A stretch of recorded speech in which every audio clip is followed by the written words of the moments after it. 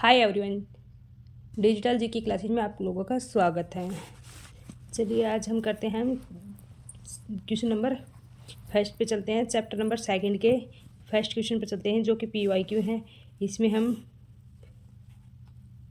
Question number first की तरफ देखते हैं। फर्स्ट चैप्टर हमने कंप्लीट कर लिया 3 वीडियोज में, ठीक है। जो भी नहीं है वो चैनल को लाइक शेयर एंड सब्सक्राइब जरूर कर लेना, और जो पहले की वीडियो है वे मैंने प्ले लिस्ट में डाल दी है, वे आप देख लेना, ठीक है। CTET प्ले लिस्ट नाम है CTET।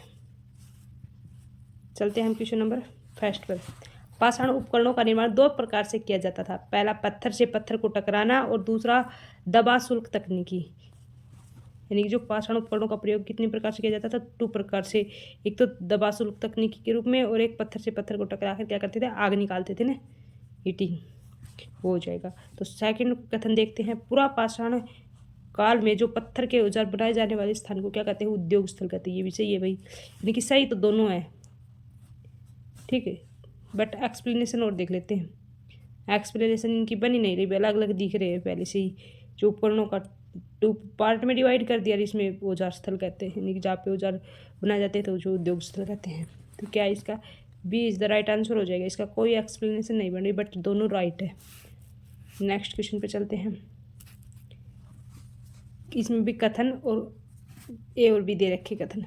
कथन ए में देखते हैं। पूरा पाषाण काल 2 शब्दों पूरा यानी प्राचीन, पाषाण यानी पत्थर से बना है। पूरा पाषाण काल मानव इतिहास की जो 99% कहानियां बताता है। वही पत्थर से बना प्राचीन है, ये तो सही है। जो इतिहास की ज़्यादातर कहानियां भी पूरा पाषाण काल से ही मिली है हमें, ठीक। तो ये भी सही है। एक्सप्लेनेशन देखते हैं। पूरा पाषाण काल 2 शब्दों पुरान यानी प्राचीन या पाषाण यानी पत्थर से बना है, क्योंकि पूरा पाषाण काल मानव इतिहास की जो 99% कहानी बताता है। ओके, तो इसका एक्सप्लेनेशन तो भाई नहीं बन रहा है। ये कहानियाँ बता रहा है, वो उसका अर्थ बता दिया पूरा पाषाण काल का, तो अलग अलग है ना। तो B is the right answer हो जाएगा इसका भी। नेक्स्ट क्वेश्चन पे चलते हैं। प्राचीन समय के जो आरंभिक मानव को आखेट खाद्य संग्रह क्यों कहा जाता था? क्यों कहा जाता था भैया आदि मानव को आखेट खाद्य संग्रह? फूड गैदरिंग, फूड गैदर्स क्यों कहा जाता है? हैंड फूड गैदर्स क्यों कहा जाता था? क्योंकि वो कलेक्टिंग फूड करता था, on the basic of collecting food, food को कलेक्ट करता था, इसलिए तो फूड गैदर्स कहा जाता था। तो इसका आंसर क्या जगह A is the right answer. Next question पे चलते हैं। आखेटक खाद्य संग्रह के लोग किस कारण एक जगह से दूसरी जगह घूमते रहते थे? क्या कारण था भाई उनका?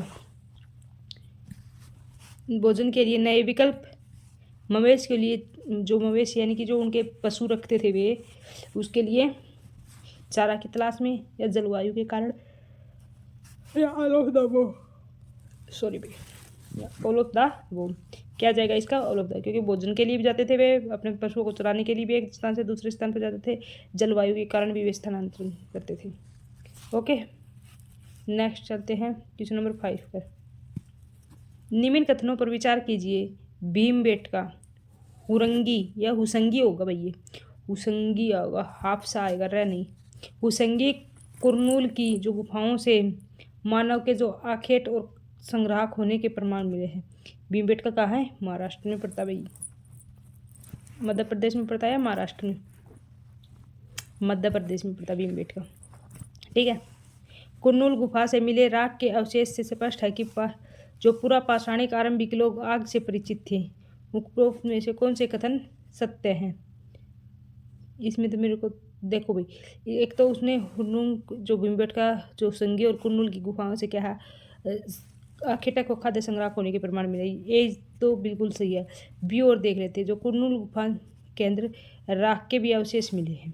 किसके? राख के भी, हाँ भाई मिले हैं, राख के भी अवशेष मिले हैं, और चावलों के भी मिले थे। तो इसका क्या हो जाएगा? B, C is the right answer हो जाएगा। दोनों सही हैं इसके। नेक्स्ट क्वेश्चन पे चलते हैं। निम्नलिखित में से सही जोड़ मिलाइए। सोना कहाँ होता है भाई? सोना कहाँ पे होता है?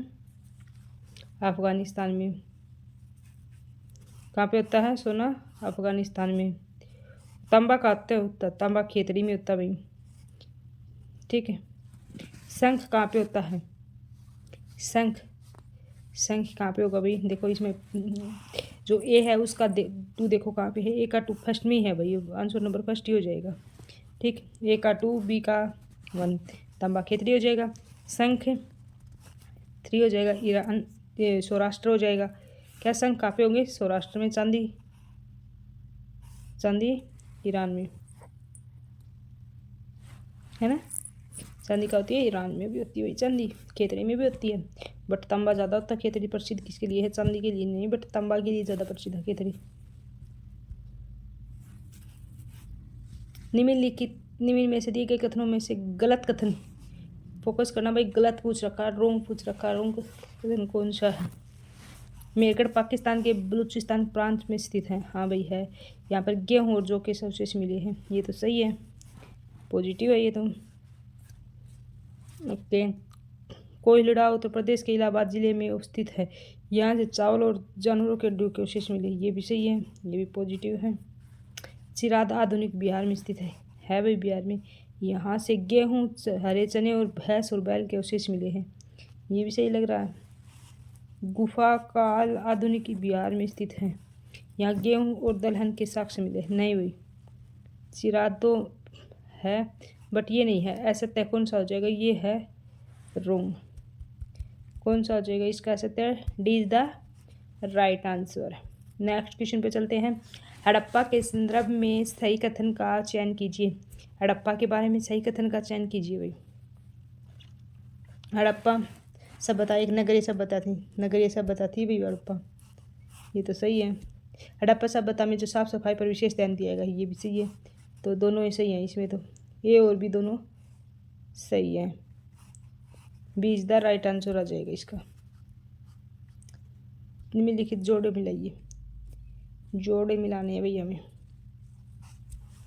इसमें देखो सिंधु सभ्यता की जो उत्तरी सीमा, देखो ये जो उत्तरी सीमा, ये भारत, एक मिनट में इस साइड बनाते हैं।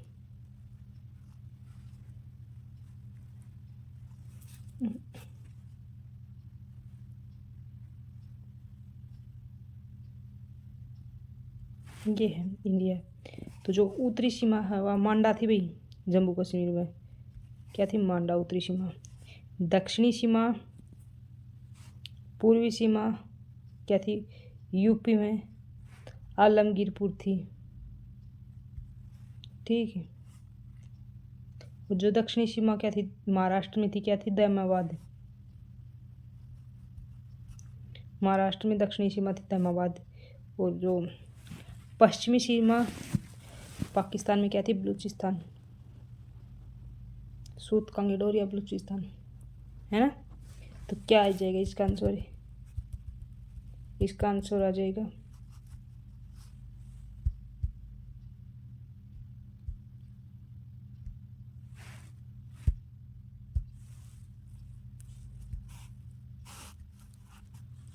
इसका आंसर आ जाएगा आपका फर्स्ट का हिंदू का उत्तरी सीमा मांडा, फर्स्ट का पहला ही है, पहला किस में है? ए इज द राइट आंसर हो जाएगा इसका।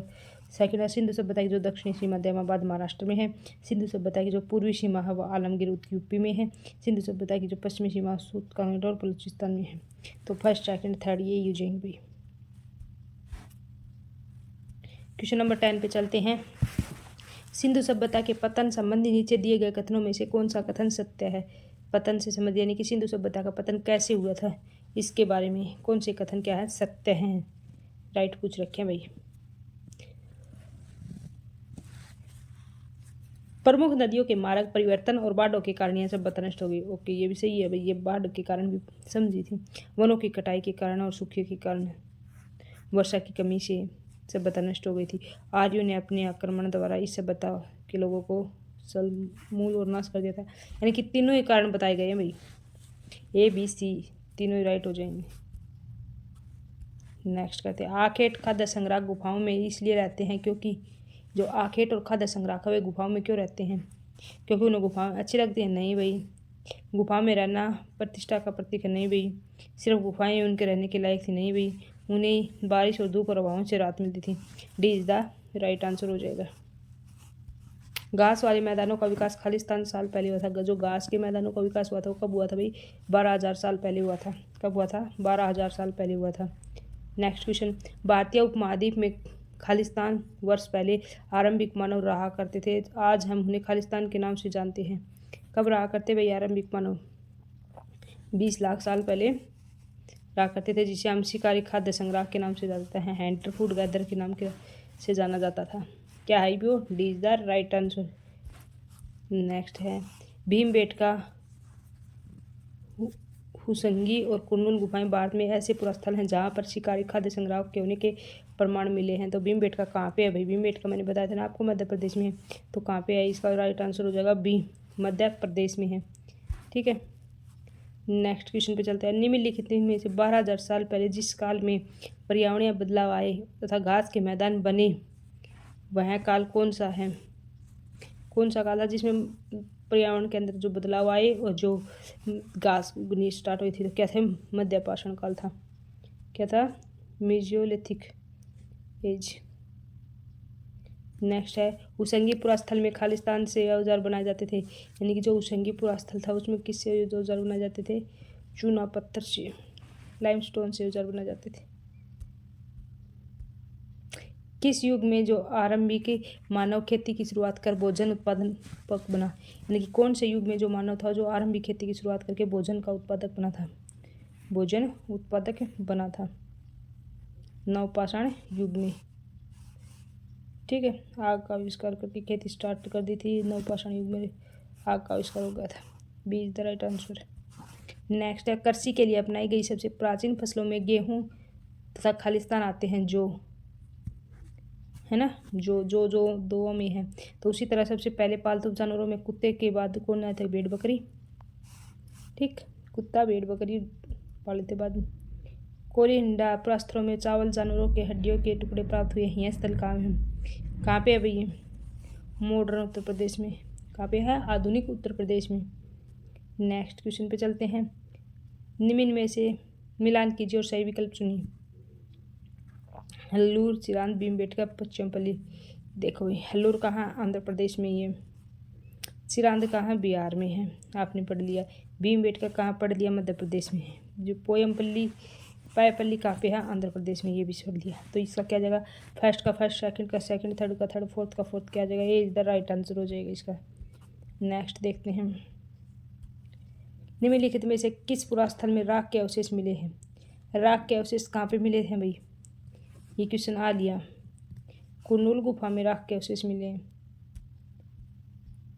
जहाँ लोग पत्थरों से औजार बनाते थे उन स्थलों को क्या कहते थे? क्या कहते थे भाई? उद्योग स्थल। पत्थरों से औजार बनाते थे उसे क्या कहते थे? उद्योग स्थल। नेक्स्ट है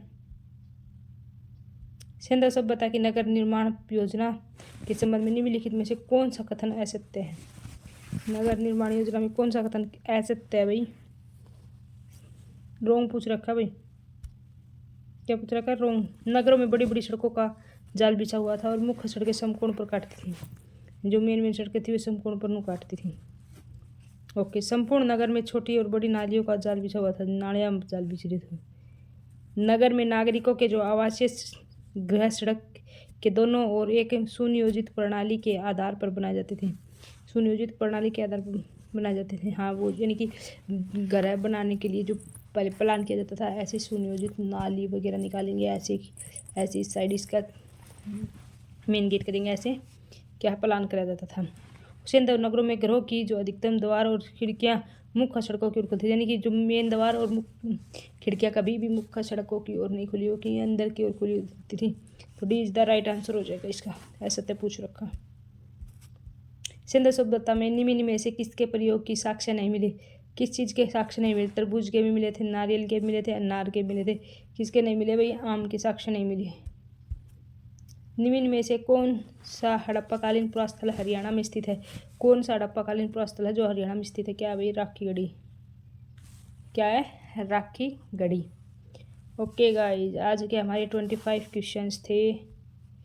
इनमें आपका स्कोर कितना है ये बताना, ठीक है। 25 क्वेश्चंस में आपका क्या स्कोर रहा? नेक्स्ट करते हैं हम कल। Okay bye, take care.